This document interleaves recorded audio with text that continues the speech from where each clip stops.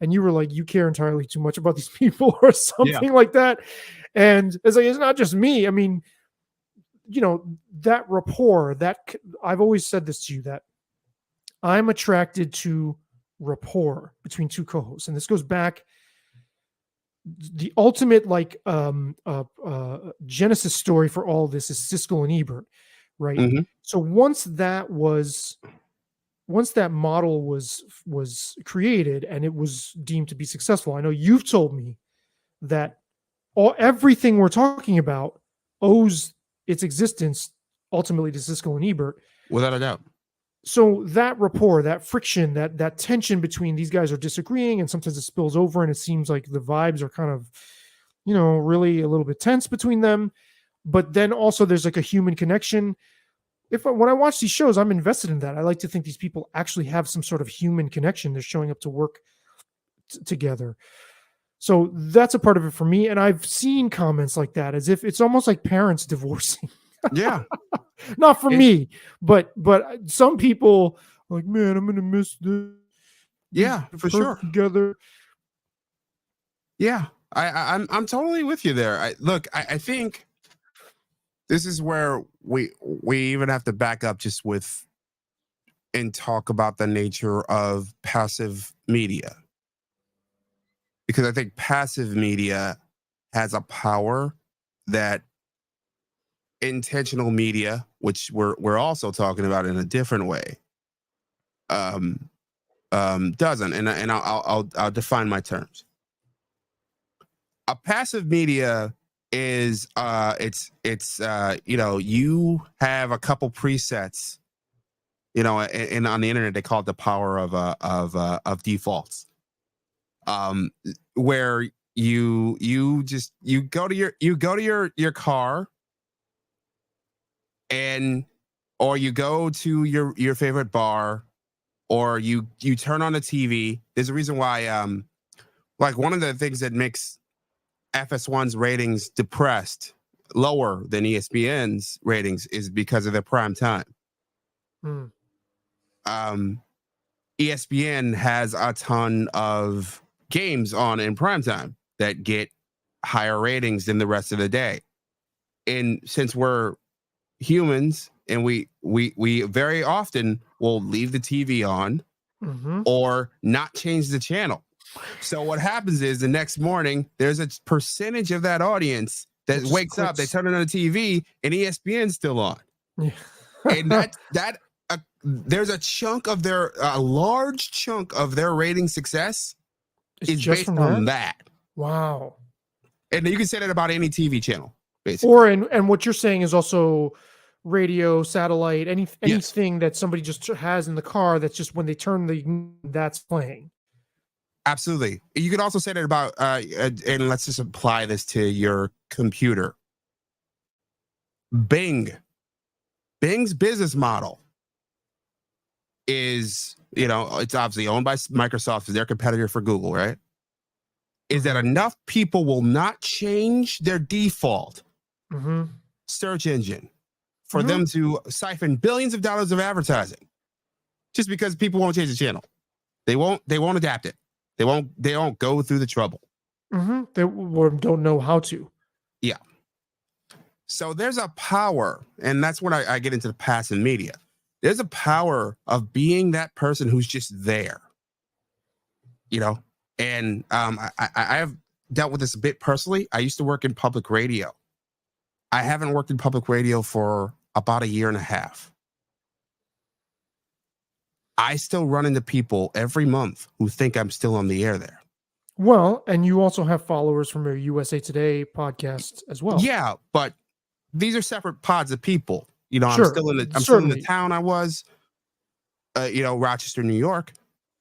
But there are people who don't realize I'm gone, because they just sort of, the way we consume this media, we just assume that the person or thing that we watched, or the person we watched, is there, and they're just going to stay there. That's why when there's shuffles of schedules, say the Conan O'Brien thing back in the day with Jay Leno, right?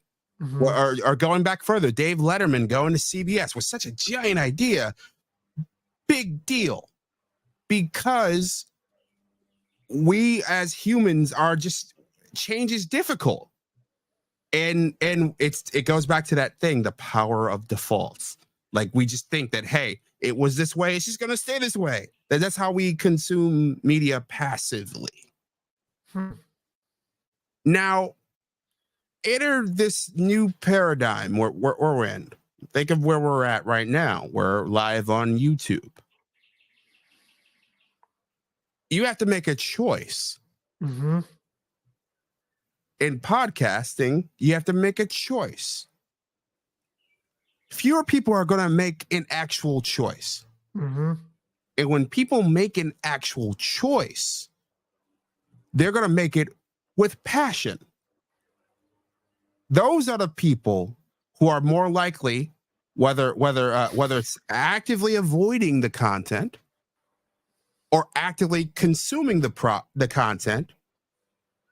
Those are the people. Those people are going to be more likely, because when you look at internet commenting in particular, in interaction, the people who literally talk, the reason why it's overwhelmingly negative is that negative emotion moves them, motivates them to say to take something. the step. Right. Yeah.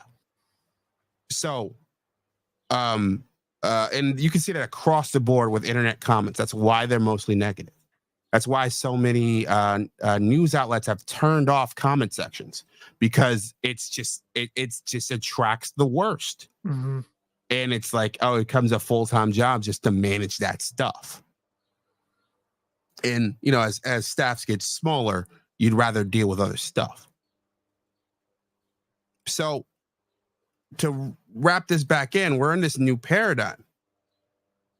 And this is where this all ties together. All these outlets have massive online followings. Mm-hmm.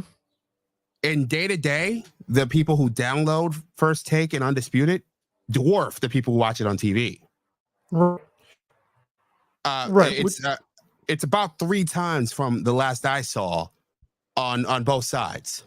Which is why comedian Andrew Schultz on his podcast argued with Akash Singh that even though FS1's ratings are a fraction of Undisputed's ratings are a fraction of First Takes on ESPN with Stephen A, that he felt Undisputed was more relevant online. So yeah, for whatever that's worth, I don't know. Yeah, I would agree. Look, I think Shannon Sharpe in particular, leaving that program is such a massive, massive thing. Because, it's a 2-part harmony. Talk about going back to Siskel and Ebert, Skip and Shannon, Mike and Tony, Mike and Mike. You go back and forth all the way back to Siskel and Ebert. That 2-part harmony is a thing. Right. And Shannon was incredibly memeable. Mm-hmm. All right. So we're in an era where Twitter and Instagram and Facebook, in order to get something trending, all you need is a few thousand or tens of thousands of people to be into something. You don't need millions. You just need tens of thousands of people. But for it to be profitable, though, what do you need? What threshold do you need to meet? Because meme is one thing, but for it to serve your... These shows are all wildly profitable. But I don't understand that. If you're saying you only need tens of thousands, because what? They're cheap as fuck to make. Right, but if you only need tens of thousands to be a meme, I would think you need more than that for advertisers to. No. Okay. So you're conflating 2 different things here, right? So, all right, making the show as a TV product, right? Let's talk about what goes into making Undisputed. You have 3 on-air talent salaries, right? Mm-hmm. And a staff of, let's say, 20. Okay. So the on-air talent, Skip is, last I saw, Skip was making around 7. Shannon was making 4 or something in that range. And no doubt, whoever replaced Joy Taylor, I don't know what her name is, but that they put in a little box somewhere. Not Jenny Taft. Is it Jenny Taft is making probably a couple $100,000. Right. All right. That's what I would assume, but I don't know. If you put together all the staff salaries, let's say it's $1 million, or let's say it's a couple $1 million. All right. And you have a set. You have one set. Oh, and by the way, those cameramen, I don't know this for sure, but my bet is they don't only work on Undisputed. My guess is that they're probably working on First Things First too, or what's Collins the other show is in the same studio. Or Collins. First Things First is in New York, so whatever. Yeah, right, yeah. Right. So Collins shows right before, and then it's in the same studio. You can see it in the background, and I would presume you can just slide the cameras over. Or so I don't know. Yeah, probably. Yeah, because like I know when I've worked in local TV, that's the way it worked. Like basically, like you'll have like your anchor set over here, and you'll have your other set over here, and you have your other set over here, and it's all in one big room. It's not always that way, but But I mean, it's definitely in the same facility. It's definitely the same room, basically. Yeah. Or in adjacent rooms. Yeah. And so and it's adaptable. It's easily, I think it's easy to go. And by the way, cameramen, even cable cameramen, are not paid that. It's not a crazy amount of money these guys are making. All right. So, and they make what? 2.5 hours of TV a day for probably, let's say, there's 52 weeks of the year. Let's say they are original 44 weeks a year. There's 5 shows in every week. You're just, so let's say conservatively, you're investing roughly $12 million to run the show. Let's say $13 million, something like that. Okay. No doubt that show is making that money back in spades. They're making at least 4 times that. Through what revenue? Advertising. A couple different ones. But what are the revenue streams, and how does memeing? Because when a Shannon Sharpe meme goes out, it's not off of one of their platforms. Remember, I told you that you're talking about 2 different things here. Yes, but I'm talking about one. I'll explain the money. The money is mostly in one thing. And this is this speaks to the whole problem here, and why you're seeing things are getting really messed up right now. Not just with this world, but the media world at large, because of that very question you asked. All right. How'd you monetize when you're I'll get there. Currency? Right. Yeah. But let me explain where the money is. There's with cable, there's a guaranteed amount of money. You negotiate your carriage fees for a set amount of years, anywhere from 5 to 10 year long contracts. So FS1 is getting a guaranteed amount of money, with a mix, a guarantee that they have to create a certain amount of live program, a certain amount of live sports. They're connected. They're sold in a package with FS2 and Fox News and other Fox-owned channels.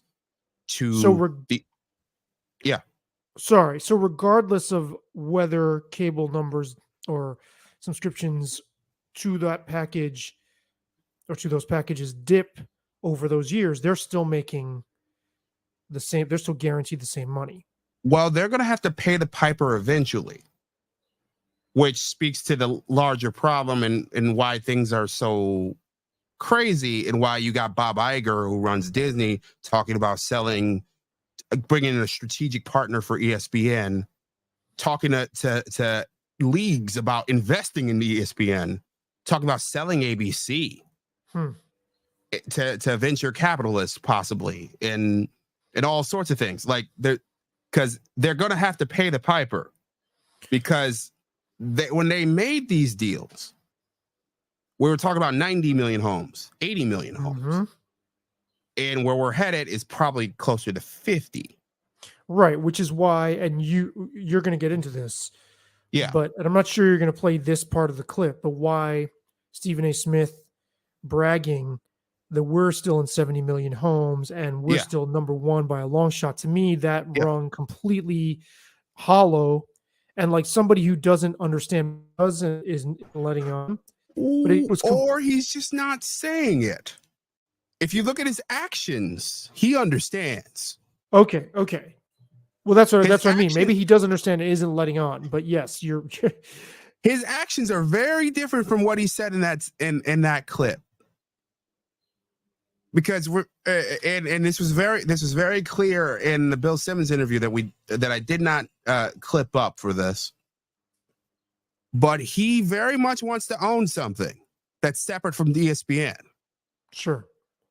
And he wants to do that for a reason. And that's all the stuff that I'm meandering my way toward. So all right. So they're sold as part of a cable bundle. Yes, there's some deprecation of money because of those fees going away, but the biggest blocks of them are there and are going to be there. All right.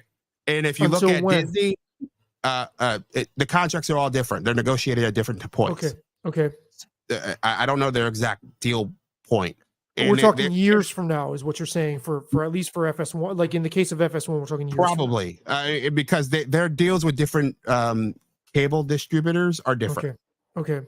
Like the deal they do with Spectrum versus the deal they do with Charter or Comcast, they're all different. Okay. And they're all made at different times. But what you're saying is there does appear to be some sort of panic, at least at ESPN. I mean, we just saw a bunch of layoffs and not just at ESPN. Okay. But ESPN is the most pronounced. Right, because they have the highest, the furthest to fall from where. And ESPN's also was and I still think is the highest paid per subscriber on cable media. I believe they got up to around $9 a subscriber. For instance, TNT costs something like $2. Okay. And they were at $9. It's kind of crazy if you think about it. They were printing money. All these places printing money, and that was just their undergirding. And that's before you sell ads or sponsorships. And I don't really watch Undisputed, but I would expect there's probably some sponsorship integration, probably. But I don't know. I know that other shows, ESPN does it all the time. But yeah. So you got all that. All right. So they're no doubt flush. All right. Just from that show. And it's their highest rated show as well. So that's one. Okay. That's one like tranche. Okay. Then we get over to the meme stuff. How do you grow an audience today? Well, that's a good question. I'm that's why I come here. It's like a classroom. So you grow an audience today by making a mark online. Sure. They have the consistent content, the memes. Shannon Sharp showing up with a goat head on, sure, and a cigar, and Uncle Shay, and the whole presentation allows a bunch of countless dollars of free advertising on social media networks. Duh. Okay, that's what it is. It's like free ads. The memes are like free ads, and you're saying some of those people come over to the actual. No. Platform. Oh, some of those people go to the podcast. No, that's what I'm saying. To their platform, to their online platforms like YouTube those are two different things. Very two different things. Because the level, as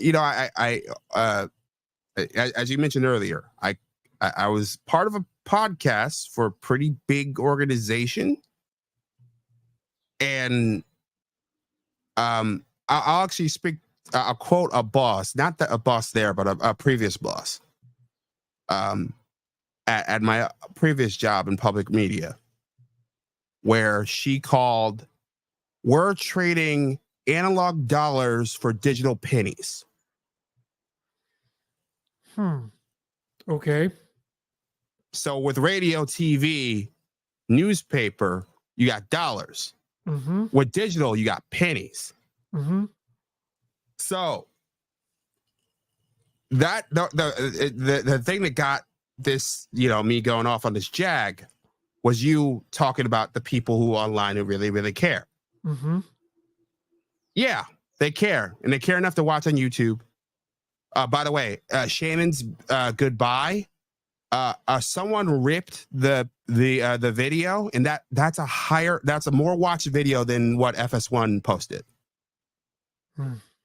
Doesn't surprise me. But you called that free advertising though. So where does it translate to profit? What is it advertised? I know people will go to the podcast and the YouTube channel. Yeah. So that's what we're talking about. That's the problem. And that's the basis of the panic that's going on in all of media right now. Yeah, I was especially say, sports media. There should be all kinds of anything that you're putting out there because moving the needle, as we talked about earlier, is still difficult to monetize, it sounds like. You're talking about digital pennies instead of analog dollars. So all of this, I mean, I remember you brought this up back in, I believe it was 2016, when we were talking about a new Tribe Called Quest and 9 Inch Nails albums that were out around the same time, Thanksgiving or so. I might be smushing them together. I know the 9 Inch Nails was out around Thanksgiving, but there was a new Tribe Called Quest album, and it was generating a lot of attention in my sphere, music journalism, and you were doubtful that really meant much of anything, that it actually signified that the band was still as important as it was being made to seem, that there was a small cluster of people basically curating that impression, or they might just really be into it, a group of editors on these mostly blog platforms. Sure. Professional blogs, not blogs from 2013 where it's just independent, but like these music platforms online, music sites, and that's that's the world we live in now. It just makes me wonder what's really, you said there's 2 billion or whatever Facebook pages. You've also said before, we're all content creators, and I'll go a step further from what you said and say we're all unwitting media platforms, or networks, without even necessarily knowing that that's what we are, because we are being broadcast to in a way that's customized to be personal without our actual active driving the personal process. Although I guess there's some degree of us being active. I mean, you subscribe to things and, but it's curated for you. So your sense of what the world looks like and what's moving the needle is based on sort of like an internal network bias that you don't even know you're the prime partner in that network. You're not profiting, but you're somewhere in the structure of that network. You're the main focus of it. You hit on a couple things. So let's talk about the big question there, right? How do you get the profit? How are these people getting the profit?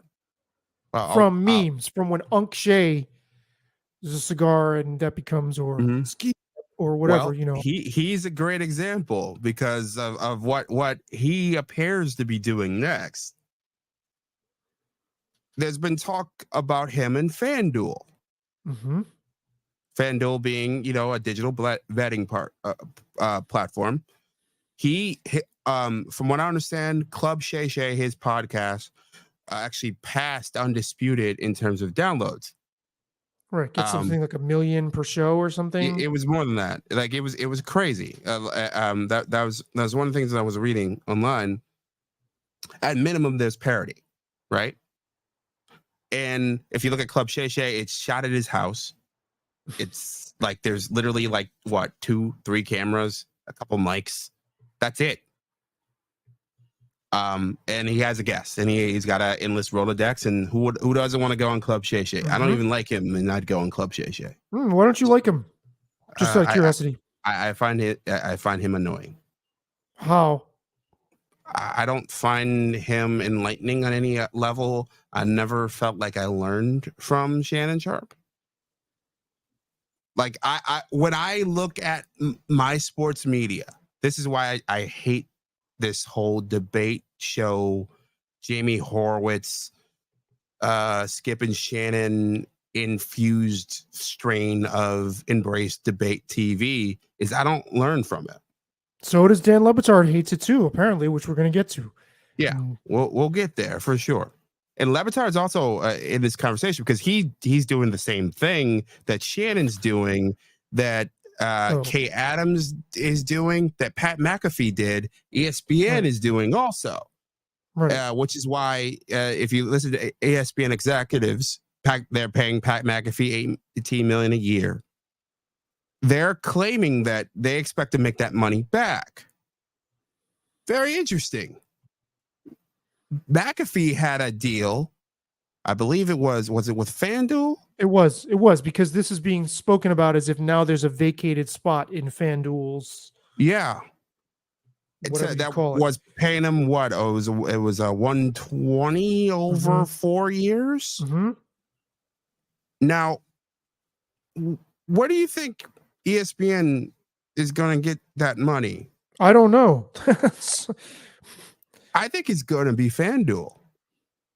Or DraftKings. Oh, by getting them to come over to sponsor his show? Is that what you're getting at?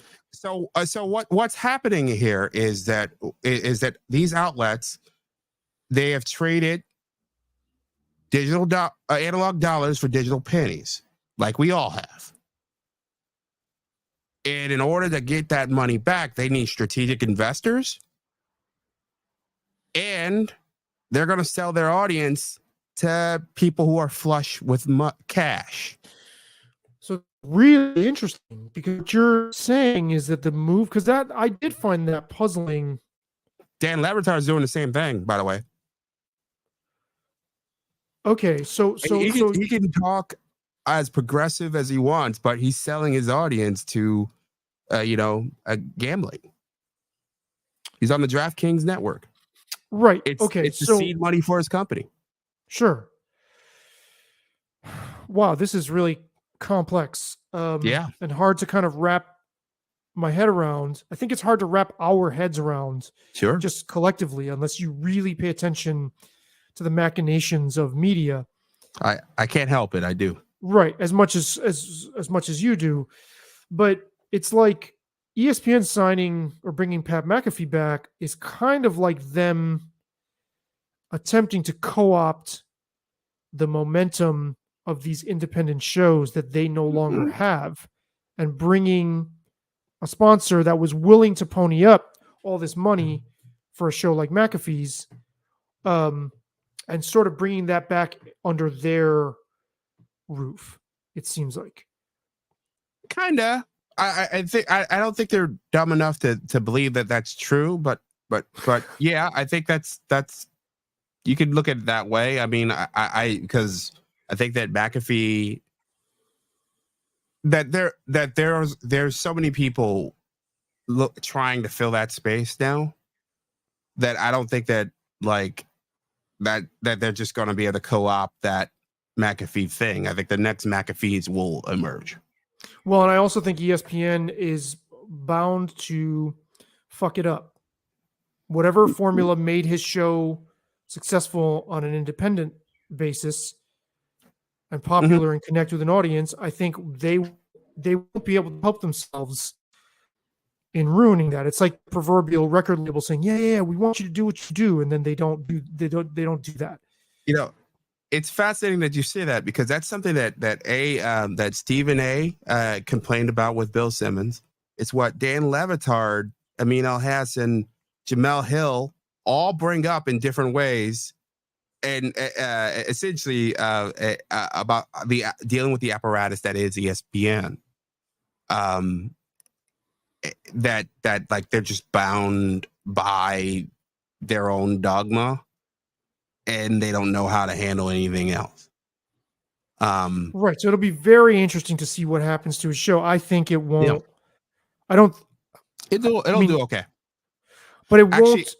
I think it'll broaden his audience a bit. Well, that's what he's counting on. It will broaden his audience, but will it sacrifice much of the audience that got him there? And does that matter? I don't think it matters, and I don't think he's counting on that. You don't think he's counting on what specifically? On it broadening his audience. So I think he's counting on I don't have to worry about things like insurance. I don't have to run my own company. Right. Wasn't he vocal about complaining that it like consumes all of his attention, and as has Dan Le Batard has been, as have other people who sort of have done these ventures. When you try to do your own thing, you're an independent contractor yourself, right? Mm-hmm. I mean, not even, and you don't have a bunch of employees, right? So like, no. But when you're worried about, hey, I am going to try to attract employees and keep employees, they're heavy as the head that wears the crown. Well, and also, it's more so the case the more successful you get, I would think. I mean, yes, insurance and employees and salaries and things like that, that's an issue when you don't have a following. But I would imagine it also gets exponentially more complicated when you do. I think it's maybe. Plus, you're worried about things like sponsorships. You're worried about making more money. Like, instead, you have an apparatus that's focused on making more money. You don't have to worry about all these things. You don't have to worry about getting the segment sponsored. You don't have to do the meetings. You don't have to. Dan Patrick ended up doing a deal where he has his own school of broadcasting. You know what I mean? Mm-hmm. He wouldn't, if he was still at ESPN, he wouldn't be worried about things like that. Like like there's a whole. When you are running a small business, even if it's a large business like McAfee, obviously he had that money guaranteed, and he had plus sponsorship revenue, plus revenue from YouTube, plus revenue from it's still small business. We're talking. We're also talking about probably at least $120 million business. Right. It's still small in the sense that it's an independent business. Yeah, and we're talking like 20 employees. Right. It started out as a mom and pop shop, though it grew, and it's for sure. Like there's a lot there. That's part of it. Also, he's been thirsty to be center stage at ESPN for years, and ESPN's like, hey, like we'll not only pay you most of what they're going to pay you, we'll take all the responsibility off you, and you just be Pat.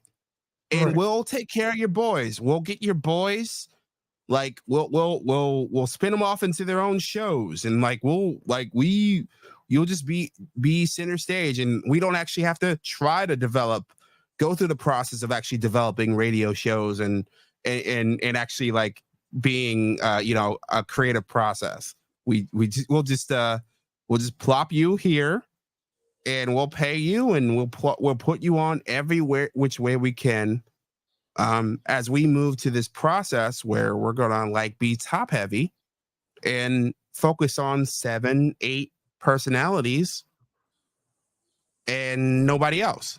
And that's what they're doing. That's been their move for the last few years. They're gonna pay the people who are the quote unquote needle movers, and put them everywhere. Greenberg, for some odd reason. Yeah, you've never been a fan, and I'm not. Scott Van Pelt is on this list. Right. For he's okay.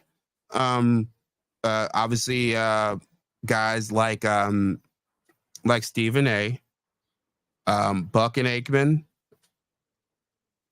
Pat McAfee, and we're gonna put them everywhere. We're gonna produce gobs and gobs of content around them, and then we're gonna nuke our middle class and have a bunch of people that we can pay a few $100,000 to, and they'll be happy. But then they're also letting their up class, like Stephen A., have their own ownership of platforms as well.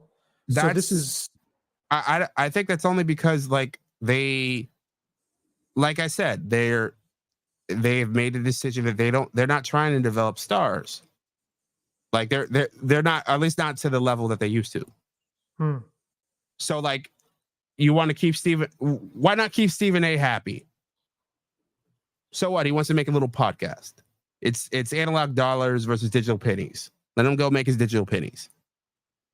I'm not saying it's the right way to be thinking. I'm saying that's the way that their actions say that they're going. Right. I think it's it seems to me like it's a resigned